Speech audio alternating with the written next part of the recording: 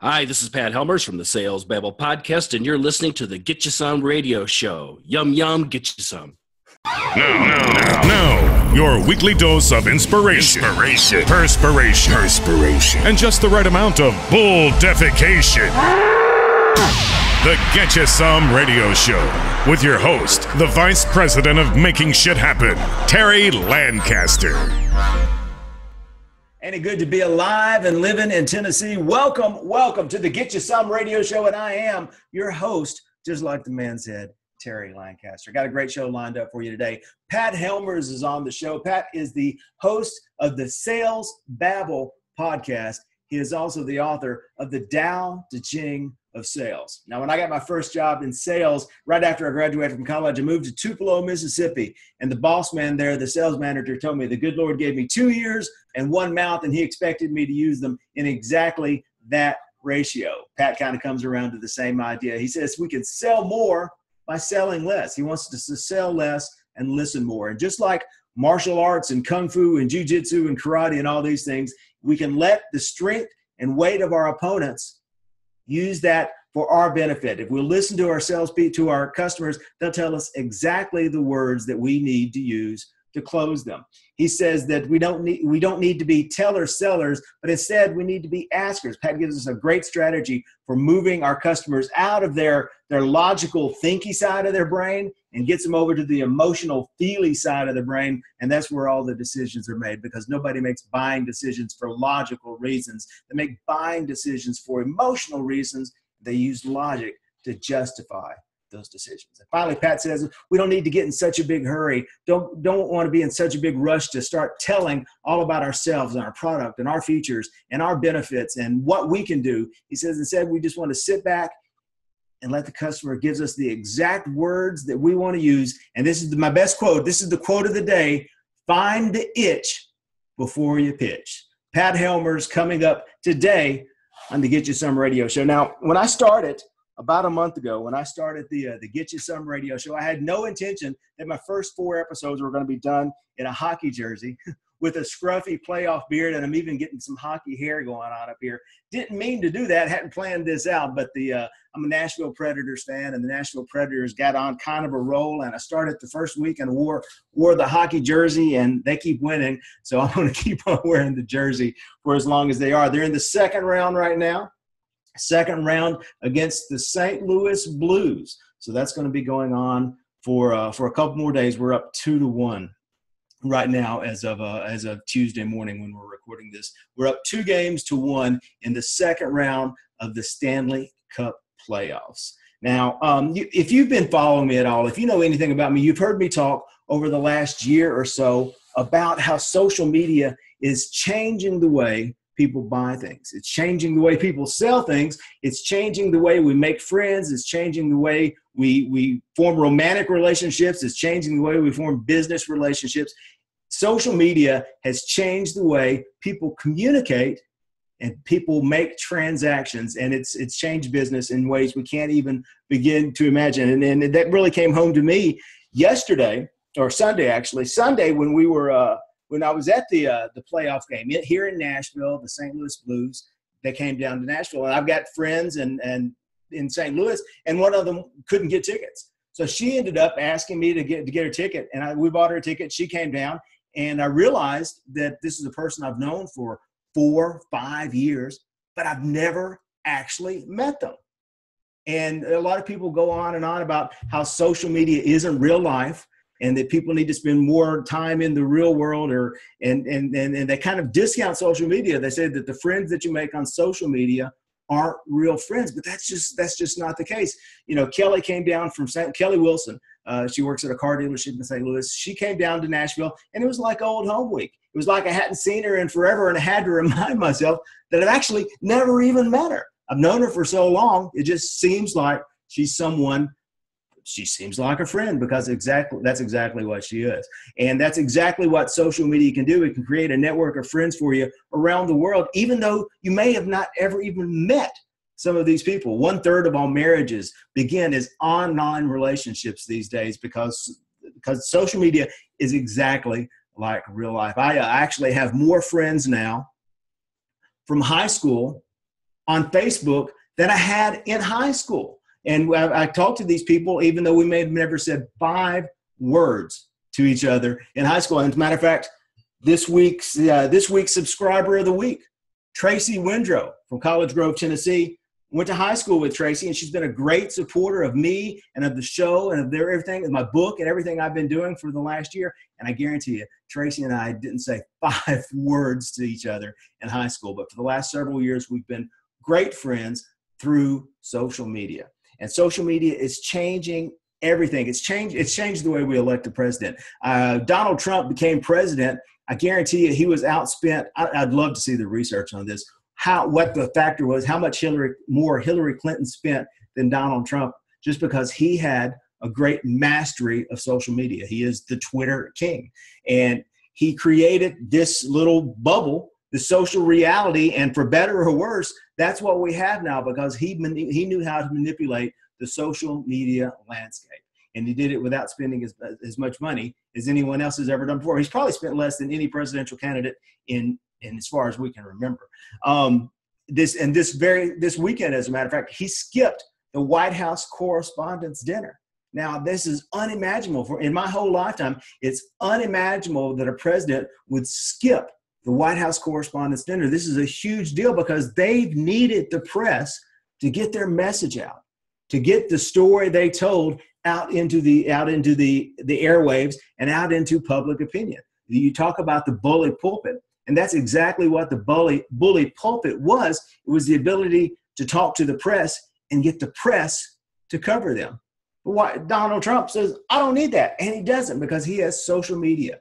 And he can go on Twitter and he can reach whoever he wants to. And he can say anything, and it's going to be on Facebook all over the next day. And he doesn't really have to suck up to the press to get anything done. And he doesn't have to spend a ton of money on advertising to get elected. The social media has changed dramatically the landscape for sales and for everything, because it's changed the way human beings communicate. I've actually seen that it's actually changing the way we perceive reality, because we end up, they talk about the Facebook bubble. We end up narrowing in on these niches that we see, and to the exclusion of everything else. So there's not as much broadcasting going on, and everything is narrowcasting, and it's changing the way we perceive reality. And so if you're not using the tool, you've got a just like I do, you've got your phone. It's probably in your desk. You're probably watching me on it, or if not, it's in your pocket, or it's close by pretty well. But you have all the tools you need to create a worldwide network of people who know, like, and trust you, of friends, of potential customers.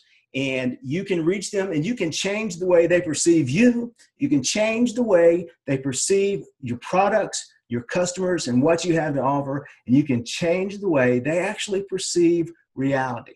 And if you're not taking advantage of that, of these remarkable tools, this is the opportunity of a lifetime. If you're not taking advantage of that by doing exactly what I'm doing here, sitting in front of a microphone in my office with a couple of lights on, spreading my message, preaching to my choir, if you're not doing that, I guarantee you, your competition will be soon.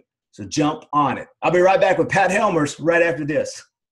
You never get a second chance to make a first impression. And first impressions these days happen mostly on Google or social media. If you're invisible online, well, that's not much of an impression. But with our free 5-day personal branding bootcamp, you can transform your online image, create a bigger referral network, and stop being invisible in just 1 week. To get started, simply text Terry to 444-999. Get you some radio. Hey everybody, welcome Pat Helmers to the Get You Some studio. Now, I got Pat is a podcaster. He's world renowned. He's a sales trainer. He's an international sales trainer. Travels all over the world. Just got back from China, but he's used to being in front of the microphone. He's used to being in front of the microphone, but he's not necessarily used to being in front of the camera. I got a frantic email from Pat yesterday. It says, Terry, this is a video show? You mean I've got to wear pants? So Pat, curious minds want to know, which way did we come down on the pants issue? Yes or no, with or without? Reluctantly, I agreed to wear pants. Well, thank you for putting on clothing and joining us here today on the Get You Some radio show. Man, I love that laugh. Yahoo! Yeah. How was China? How was China, baby? It was terrific. It was very, very, very interesting. Completely different from the United States. Completely different from any place else. But I really enjoyed it. Really enjoyed. My wife had a job there, and I followed her. Yeah. And which has been the other way around in our lives. But this time, this is what we did, and it was a really great time.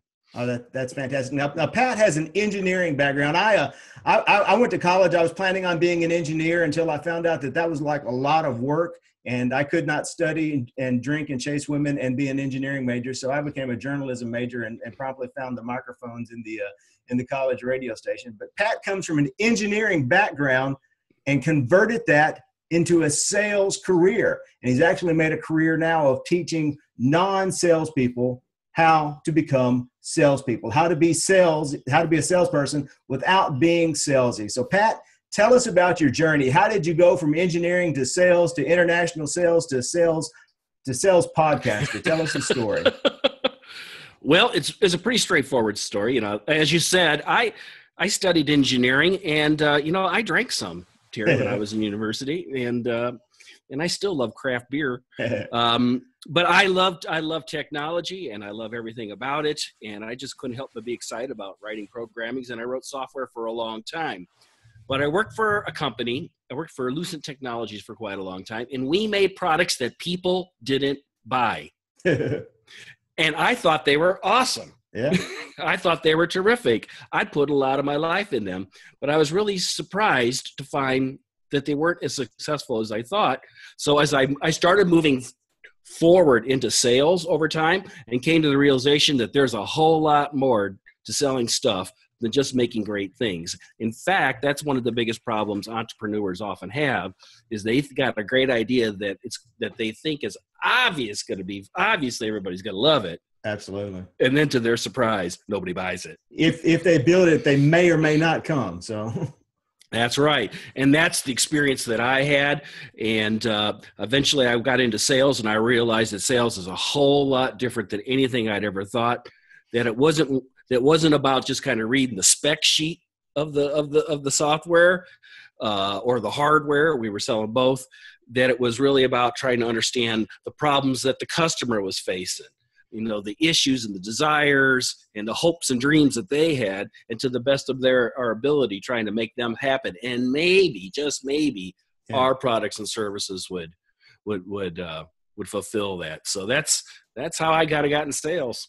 All right. So you took that and you took the process of transferring it from the product and that's, of course, that's the first thing they teach us in sales 101 is you're not selling features, because nobody cares about your product. They only care about what your product can do for them. So that's the first thing salespeople have to learn. But you ended up converting this, and you put together this thing that I've been fascinated by since we first started talking about a year ago. You ended up writing the Tao Te Ching of sales, which is taking Eastern philosophy and applying it to selling Western technology. And after my momentary mind blowing, that's like trying to get my mind wrapped around all of this. How did you get from there to there? That's a really good question. That's a hard one to actually answer. Yeah. I was, and people I don't want people to nod off here either. Yeah. But I was given a book many years ago from a lady who started a bookstore. I helped her that went belly up, another startup that didn't go anywhere. And as we were like packing her store up to close it down, she gave me this book, the Tao Te Ching. And what was written by a guy named Lao Tse about 250, 300 BC in China. And he was a really interesting guy. People probably know him best by, you ever see that little circle that's half black and half white, and it's got an S curve in it? The yin yang. The yin yang. That's all comes from Lao Tse. Yeah. Because he was all about that. Life isn't about too much of this or too much of that. It's about a balance of the two. Yeah. So, for example, I read something when I first became a manager that said, great management is when when something gets done, the people say, we did it. Yeah. So it's not management that's like whipping them into place or taking all the credit for it happens. It's that they somehow magically get people kind of like rallied around into a direction. And that's mostly what Lao Tse wrote. He mostly wrote about leadership and how to move a business forward and how to move government forward. Right. He was kind of a libertarian, some people think. Yeah. Well, you know what? I've read a little bit of the Tao myself, and a lot of it sounds like Jeffersonian democracy. The big Thomas Jefferson quote is that government is best which governs least, and that sounds like it could have come from the Tao. That's right. That's how a lot of people see that. He talked about all kinds of things, interesting things like it you don't really think about, like, a cup is an interesting thing to have, but it's the emptiness inside of it that's really makes it useful. Right. That what good is a house if you don't have a door? It's the hole, it's the emptiness that makes it have value. Yeah. So you're constantly thinking about things like, it's the stiff grass that breaks in the wind, but it's the supple one, the one that kind of goes with the way things are. Yeah. That's the one that's successful. And I believe that's how great sales works. So how do we put that into use in a sales concept? What are some ways that would be applicable, you think? Right. A classic one is qualifying. That's one of my favorite topics, is that when you meet somebody, a lot of people hate sales because they just like the feeling of rejection. Of being told no. Right. But instead of getting that sense of rejection, it would be easier to kind of work with what you have. When you first meet somebody, ask them, this is what I make. Do you guys do something like this? Right. Do you experience these kinds of problems? You start asking open-ended questions like, what's your story and what's your happily ever after in your story? And what are the things that are stopping that from happening? And you kind of work with what you have. Instead of trying to paddling upstream, you kind of float with the stream down there, which is a classic Taoist thing. Right. And I think that's what makes it a whole lot better. It goes back to that management example that you're really helping these people be successful. You're not arm twisting them. You're not, it's not Glenn Ross where, coffee's for closers, you always be closing. It's not about that. It's about working with people and help facilitating them. Yeah. I think that's the biggest misnomer that people get, is that salespeople, and this was me. I never intended to become a salesperson. I'm an introvert, and I never imagined myself going into a sales career. You're an introvert? Absolutely. I'm an introvert until you turn on a camera or a microphone. And that's the way introverts work. I didn't really know that until recently. I thought I was kind of an odd mixture, but introverts. I was explaining this to my daughter, who's also an introvert. She's struggling with getting out of her shell, and I told her, I said, I'm an introvert until you put me in front of a stage or put me on a camera. But 99% of the time, I'm sitting in my office in front of the computer, wearing underwear and doing my thing, where people will leave me alone. And so it took me a minute to get into the sales idea, because I had the exact same thing that you were talking about, the Glenn Ross idea. Everyone thinks that salespeople have to be obnoxious and overpowering and pushy. And I don't think that. I mean, those are the least successful. They come on with a bang, but they're not the most helpful salespeople. So they end up being the most successful salespeople. Would you say? I totally agree. Maybe that worked back in the day, but with the internet, people have a lot more options. Right. There's a lot more competition. They make a whole lot more of their decision online. 60% of the sale is made online now. Yeah. Long before they ever talked to a salesperson. It used to be the salesperson had all the secrets to how something worked. Right. So you had to deal with that obnoxious jerk, but not anymore. Yeah. The salesperson there, he's at the end of the thing. So I'll tell you my take on that. That the sales, most of the sales happen online, but it gets to the end of the program, and that's where the people raise their hand and they reach out to their salesperson, and it's at that point that the salesperson has to become their friend. He has to show them how he can help them, and he's got a much quicker time. Much narrower time to do that now than he ever had before, because they've already made a lot of their decisions. So how does the Tao Te Ching concepts, how does that apply in that final, the race to the close there at the end, once they've already once they've already kind of made up their mind, at least what they think they're going to do, they often don't end up doing what they came in thinking they were going to do. But what's something the salespeople can do right there at the end to get the ball rolling? Yeah, that's a good question. And the way I think the best way to frame it is if you've done your homework ahead of time and you understand what are the 5 or 6 things they want, Mm-hmm. then you just walk them through. Terry, you said that you wanted it to be faster. As I've shown you, my thing's faster, right? Yeah. You said you wanted it to be cheaper. As you can see, what I've shown you already, it's cheaper. You also said that you wanted to grow your revenue, right? You can see right here that this is everything that you wanted, isn't Mm-hmm. it? Yeah. So, great. So you would say, yeah, it is. Yeah. And start the head nodding. I would go, well, great. Well, why don't I start the paperwork and let's get you online next week or whatever. So let me ask you this. There, I have a favorite concept, and that I'm not sure. I don't believe it came from the Tao, but it is Taoist in nature, and that's it's Wu Wei, which is, I believe, a Japanese phrase. Are you familiar with that? Wu Wei. Yes. That is Japanese, not Chinese. But it's the entire thing, which is action without action, doing more by doing less. So do you find that's very Taoist? Yeah. That would be the most Taoist of all things. So. Actually, all of these people were actually China. What was hot was when Lao Tse, the Buddha, and Confucius are the great trinity of China, right. And they're all tied into one another, and it's all one big mush. It's one big one big stew. Yeah. and they're all about that. But that's right. Action through non-action.